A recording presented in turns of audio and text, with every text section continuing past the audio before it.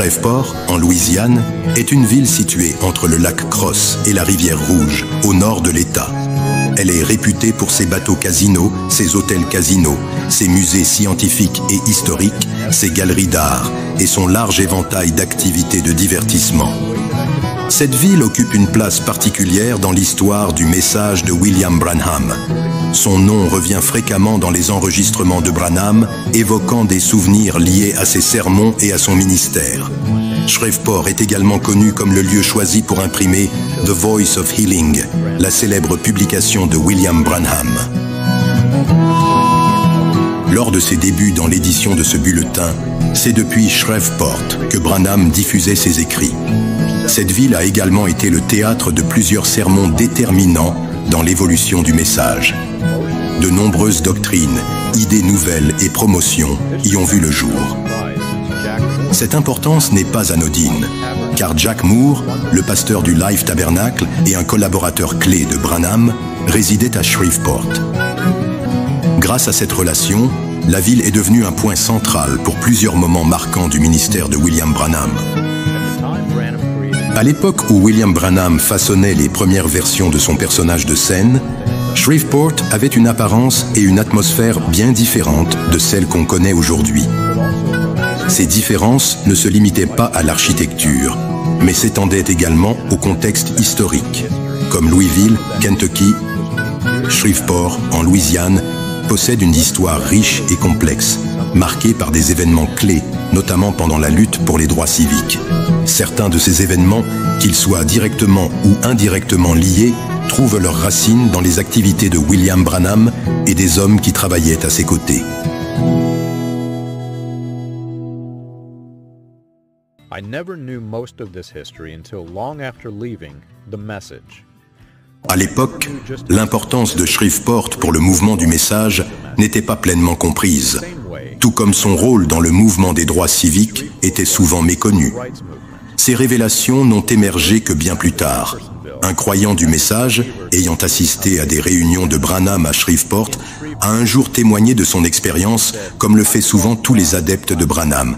« J'ai vu Dieu sur l'estrade. Jésus-Christ lui-même est revenu sur terre à travers William Branham. Un homme n'aurait pas pu accomplir les choses que nous avons vues. Ce n'était pas un homme, c'était Dieu dans un homme. » Pour William Branham et son histoire, il devint progressivement évident que Shreveport n'était pas seulement important à cause de la promotion et de la publicité autour des sermons. D'autres aspects de Shreveport méritaient d'être pris en considération. De nombreux chemins convergent à Shreveport. Les chemins des personnes qui ont contribué à façonner l'image de Branham. Les chemins de ceux qui l'ont promu cette image. Les chemins de ceux que Branham lui-même a promus. Et enfin, les chemins de ceux qui croient aux doctrines créées par Branham. Même des prophéties qui furent ajoutées au personnage scénique de Branham furent plus tard associées à Shreveport d'une manière ou d'une autre. Shreveport se distingue ainsi comme un carrefour crucial dans l'histoire du message et dans la construction de l'image publique de William Branham. Lorsque l'importance de Shreveport dans la lutte pour les droits civiques a été révélée, il devenait pertinent de voir comment cette chronologie s'alignait avec celle du prophète. Dans les années précédant la séparation de Jim Jones du message de William Branham, le terrain de la bataille pour les droits civiques se préparait.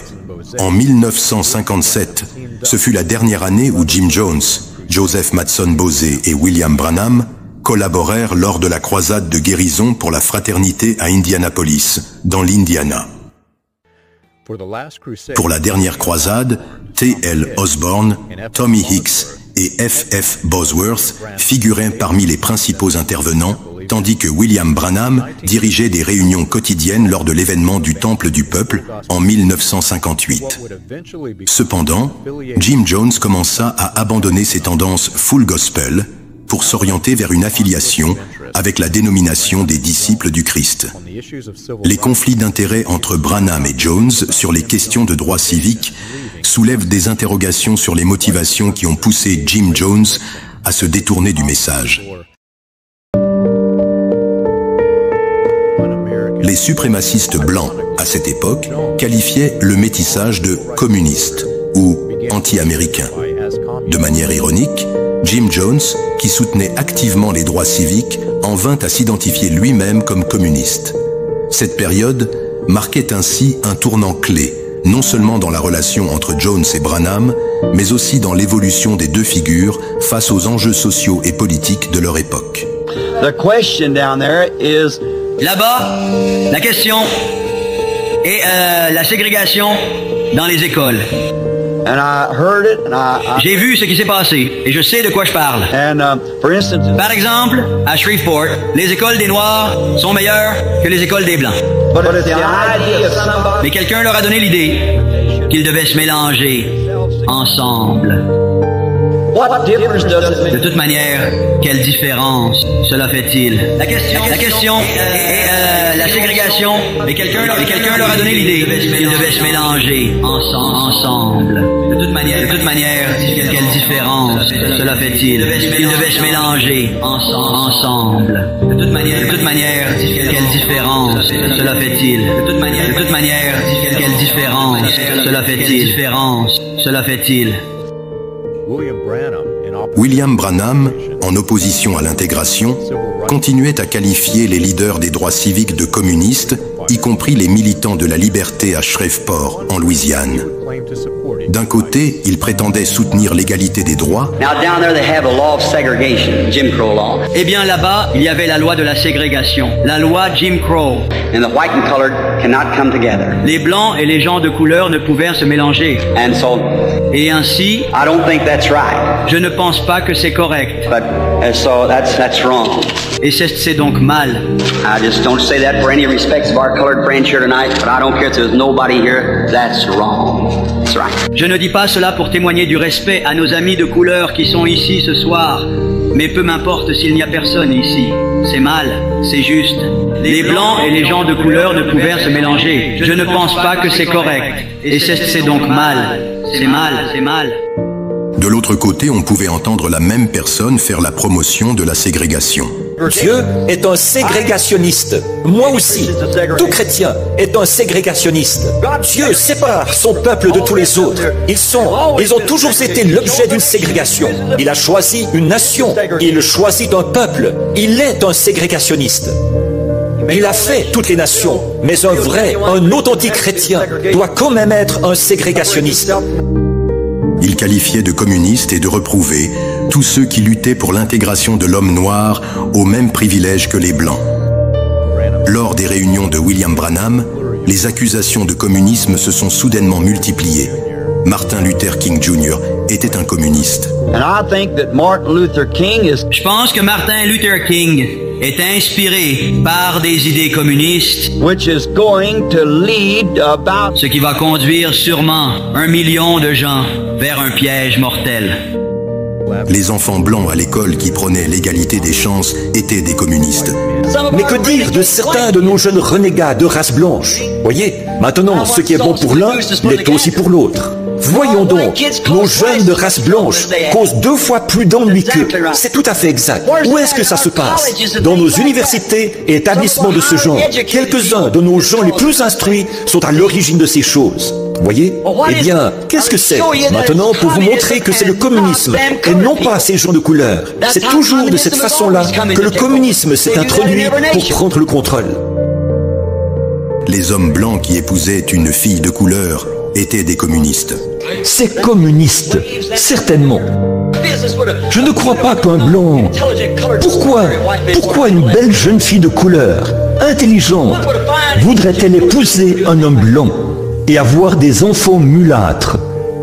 Pourquoi une brave jeune fille de couleur, intelligente, voudrait-elle faire une chose pareille? Je ne peux pas le comprendre. Bien que William Branham ne se soit pas encore publiquement identifié à Roy E. Davis lors de la 3e vague du Ku Klux Klan, il disait exactement ce que Roy Davis et d'autres suprémacistes blancs voulaient entendre. À cause des blessures subies dans les années 1920, lorsque William D. Upshaw avait aidé le Ku Klux Klan à échapper de justesse à l'extinction, le KKK et d'autres groupes suprémacistes blancs faisaient l'objet d'une surveillance intense de la part du gouvernement des États-Unis. Cette surveillance s'est considérablement renforcée à mesure que la lutte pour les droits civiques s'intensifiait et que les crimes haineux se multipliaient dans le sud du pays. Le pouvoir de persuasion du clan était limité par le besoin de rester dans l'ombre. William Branham, en revanche, n'était pas soumis à cette pression. Tout ce qu'il disait lors d'un sermon, peu importe le nombre de personnes qu'il influençait, était protégé par la loi sur la liberté d'expression. Branham s'est donc exprimé publiquement contre les droits civiques sans que le gouvernement fédéral ne s'en mêle. On pourrait se demander si l'enquête fiscale sur Branham n'était pas une tentative du gouvernement américain d'utiliser la législation fiscale pour contourner les difficultés à formuler des accusations criminelles à son encontre, une méthode déjà utilisée par le passé. Eh bien alors, il n'était toujours pas rassuré. Il a donc téléphoné à Merle Miller, qui est chef de l'association qui s'occupe des impôts, là-bas à Indianapolis. C'était eux nos avocats, donc Ice et Miller. Alors, certainement, c'est en ordre, voyez? Sure, he can have that check. It's made out to him. Certainement, il peut avoir ce chèque. Il a été libellé à son nom, réservé aux bénéficiaires. J'étais le seul à pouvoir l'endosser et tout, et il ne pouvait pas être tamponné avec notre.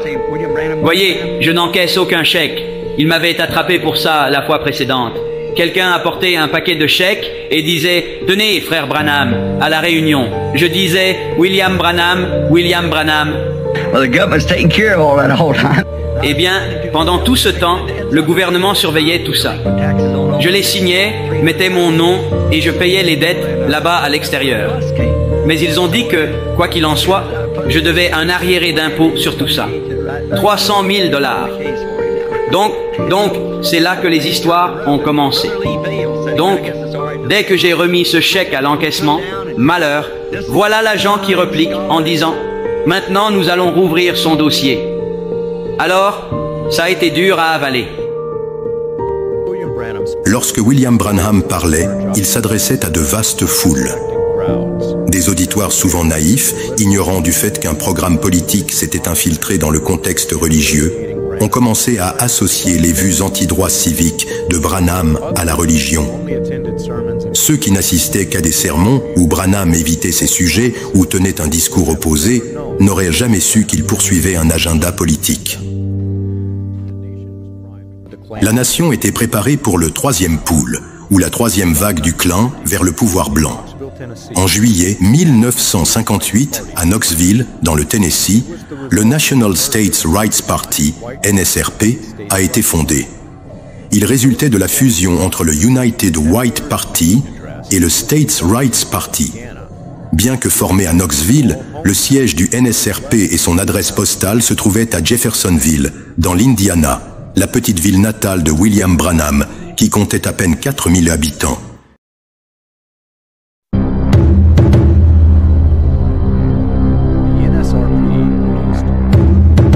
Le NSRP publiait The Thunderbolt, un journal suprémaciste blanc utilisé pour diffuser de la propagande anti-intégration. Le NSRP avait pour objectif de devenir un nouveau parti politique, rivalisant avec les partis démocrates et républicains. Il affirmait que les principaux partis politiques avaient trahi la civilisation chrétienne blanche. De nombreuses déclarations de William Branham dans ses sermons apparaissaient dans les articles de The Thunderbolt. Comme Branham, The Thunderbolt attaquait violemment le mariage interracial. Comme Branham, il s'opposait violemment à Martin Luther King Jr. et le rendait responsable des violences, plutôt que de blâmer les groupes suprémacistes terroristes ou les individus qui les soutenaient. Il était facile de retrouver dans les articles de The Thunderbolt le même discours que celui tenu par Branham dans ses sermons. Martin Luther King mènera son peuple à un massacre. Je pense que Martin Luther King va conduire son peuple à la plus grande tuerie, au plus grand massacre qu'ils aient jamais eu. Et vous voyez, ce n'est pas ça qui va réunir le monde. Ce n'est pas ça qui va nous sauver. Nous leur avons donné une intégration. Maintenant, c'est pire que jamais. Je pense que Martin Luther King va conduire son peuple à la plus grande tuerie, au plus grand massacre qu'ils aient jamais eu. Nous leur avons donné une intégration. Maintenant, c'est pire que jamais. jamais, au plus grand massacre qu'ils aient jamais eu. Nous leur avons donné l'intégration. Maintenant, c'est pire que jamais. Maintenant, c'est pire que jamais.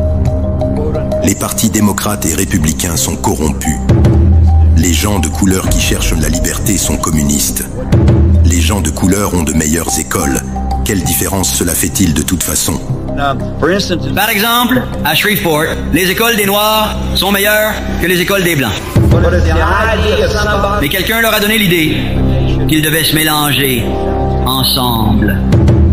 De toute manière, quelle différence cela fait-il?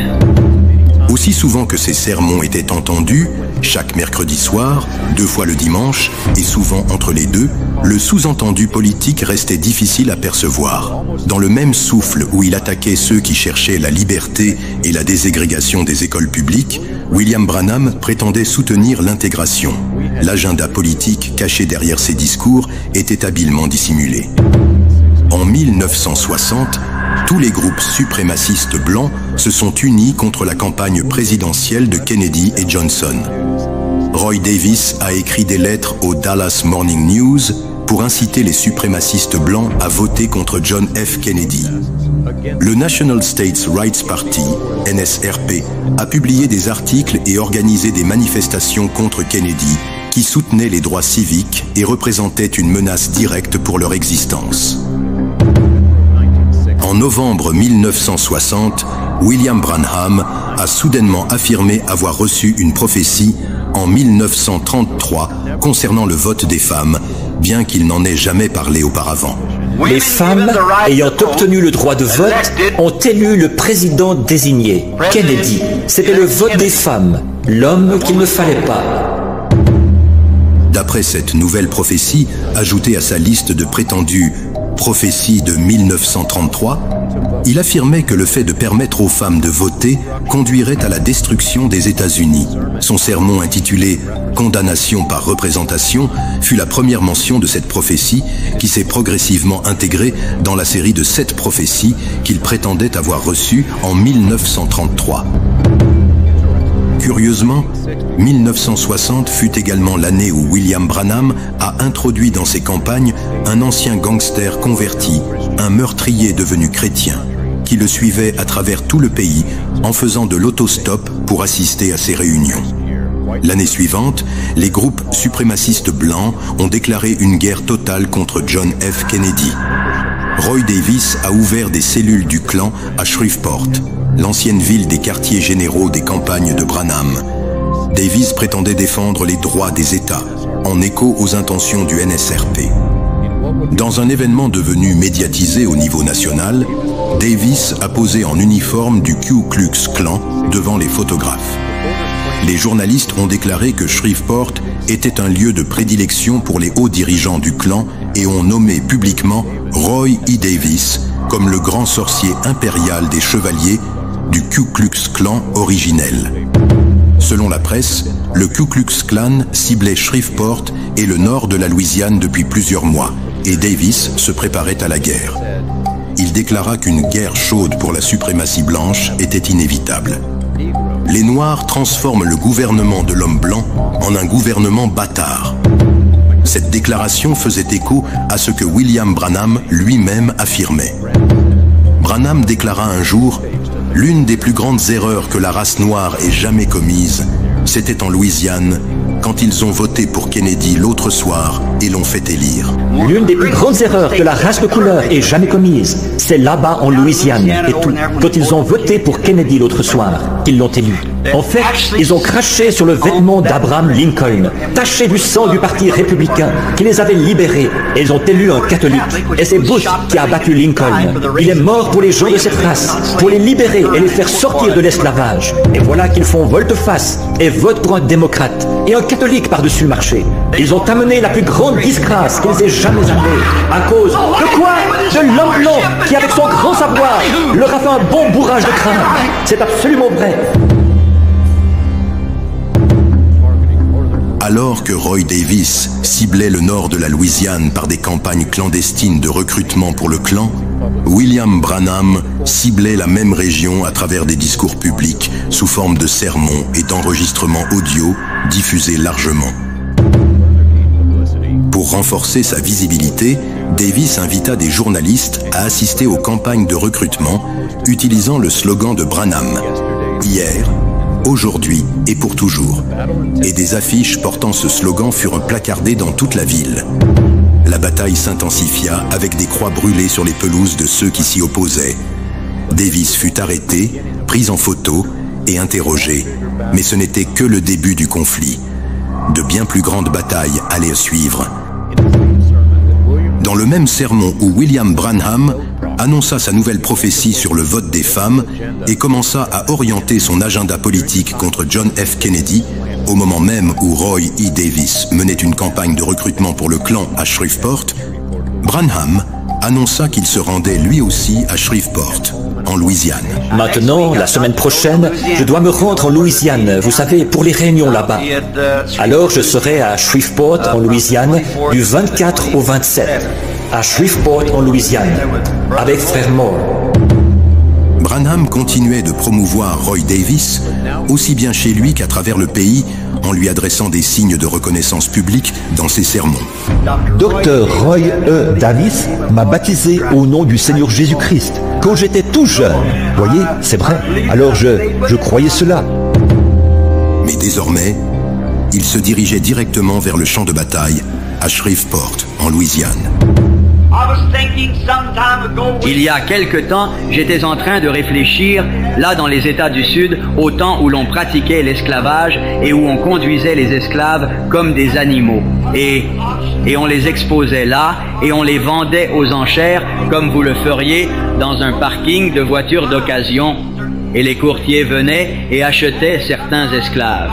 Et ce certain acheteur a remarqué qu'il y avait un esclave parmi les autres qu'on n'avait pas à fouetter, un jeune homme qui était à la tâche, menton relevé, la poitrine bombée. Et l'acheteur a dit au propriétaire, « J'aimerais acheter cet esclave-là. » « Oh, lui dit-il, mais celui-là n'est pas à vendre. » Il a dit, « Eh bien, qu'est-ce qui le rend si différent des autres? » Et le propriétaire a dit, « J'ai découvert que là-bas dans son pays, il est le fils du roi de la tribu. Et bien qu'il soit étranger, parmi les étrangers, cependant il se comporte en fils du roi. Et bien qu'il soit étranger, parmi les étrangers. » L'histoire de l'esclave racontée par Branham avait été entendue à maintes reprises, mais sans le contexte historique, la motivation politique derrière ce récit était passée inaperçue. Branham déclarait que les gens devraient réaliser leur position sans se disputer ni se battre. Puis il associa cette directive à l'esclavage. Ils ne réalisent pas qu'un fils et une fille de Dieu devraient se comporter comme un fils et une fille de Dieu. Ils devraient comprendre leur position, sans querelle, sans dispute, sans rancune. Jamais cette histoire n'avait été perçue comme une stratégie politique. La dynamique politique de l'époque n'était pas bien comprise. Les hommes blancs entendaient ce que Branham voulait qu'ils entendent. Mais qu'entendaient les Afro-Américains en plein cœur de ce conflit? Essayaient-ils de réaliser leur position? Ou bien étaient-ils offensés par les nombreuses remarques de William Branham passées inaperçues lors de ses sermons?